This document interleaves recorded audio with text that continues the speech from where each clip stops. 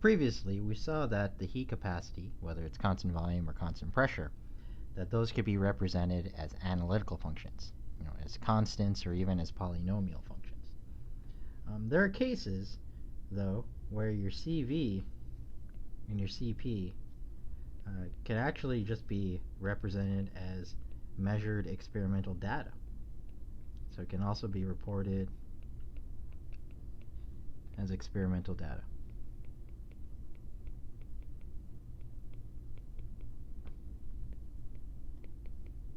For example, what you see here on this slide is a table filled with the heat capacity data for solid silver. The left column is temperature, and the right-hand column is that constant pressure heat capacity data at those different temperatures, ranging from room temperature all the way up to 900 degrees Kelvin. Now, you could still use this heat capacity data in order to calculate the change in internal energy or enthalpy if you heated this silver up.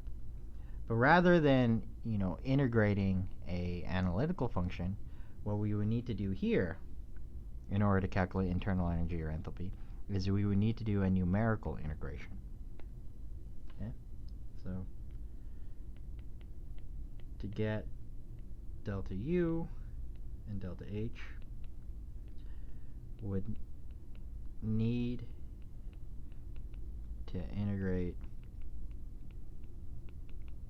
CV and CP numerically. Okay? So what does that mean? Now, numerical integration is something that you may have seen in your previous calculus courses. Okay? And so before we begin, I just want to remind you, what an integral is. It's fundamentally, or at least shorthand, is an integral gives you the area underneath some sort of curve. So if we just kind of sketched out, here's a y-axis, here's an x-axis. We just kind of sketched out some data like this so that our data kind of form this imaginary curve. What an integral would give us is the area underneath that curve, right? Integral is area underneath curve, right? And so if we know what the analytical function describing the data is, getting that area underneath the curve is fairly straightforward. But if we don't know what that analytical function is, and all we have are just the data points themselves, we need some way to approximate that area underneath the curve.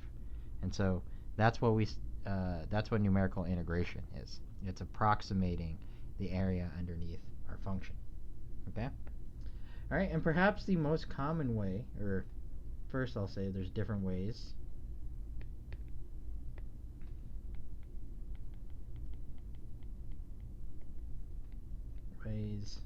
to integrate numerically, or different ways to approximate the area underneath the curve. And perhaps the most common way, the most popular way, is the trapezoid rule.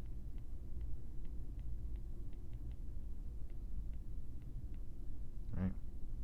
Where we treat the integral as the area of a trapezoid.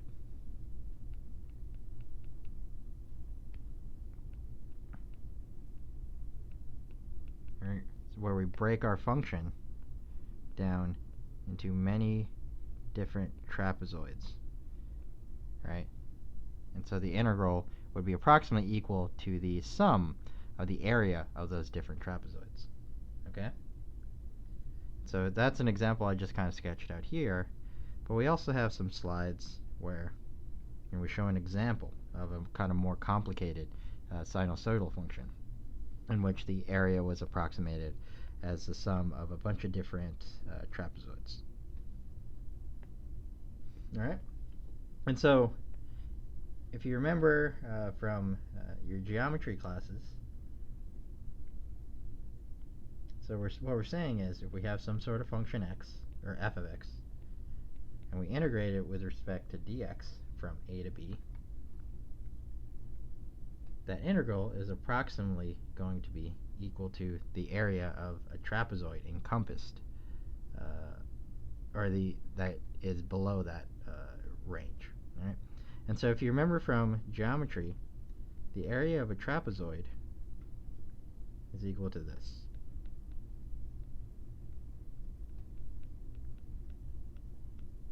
Divided by 2. Where this is A, this is B, and then the y value here would be f of A, and this would be f of B. Right? And so, based on the shape of this trapezoid, we could calculate its area. Okay? And so, let's apply this to our silver data.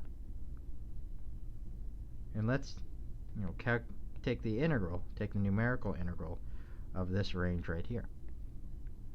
So to do that, we would be saying that our delta H, and I believe this is in per mole, so we're going to be calculating delta molar H. That's going to be equal to,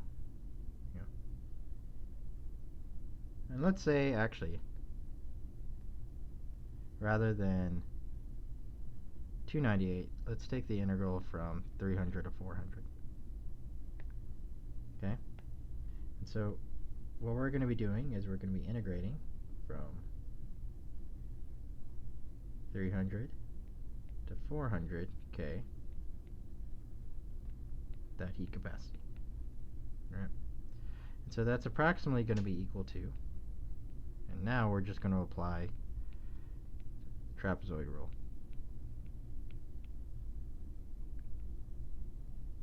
And the heat capacity of 400k is 25.78. Heat capacity at 300k is 24.25. That's all joules per mole K. Then we divide by 2. Then our delta H squiggly is going to be approximately 153 joules per mole. Alright, and so that's just the integral between 300 and 400. If we wanted, to integrate from 300 all the way to 900, we could just apply it, basically approximating it as one big integral from 300 to 900.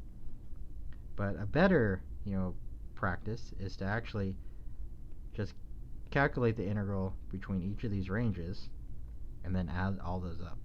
So you would calculate the integral between 300 and 400, then calculate the integral between 400 and 500, and so on and so forth until you get to 900.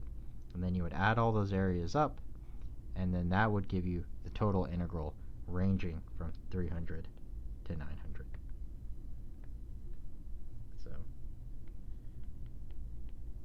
to get integral of entire data range,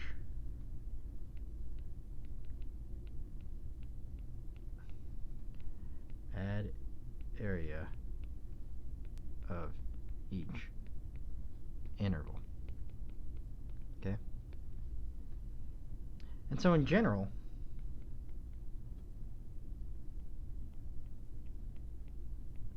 when you apply this trapezoid rule, basically the function you're going to follow is, if you want to take the integral of some f of x dx ranging from some x1 all the way to the final xn, you would use this formula where the left hand side's equal to 1/2 times the sum of xj plus 1 minus x sub j, then x, I guess you could just say j plus 1 plus f of xj. Okay? And so this is the general form of the trapezoid rule.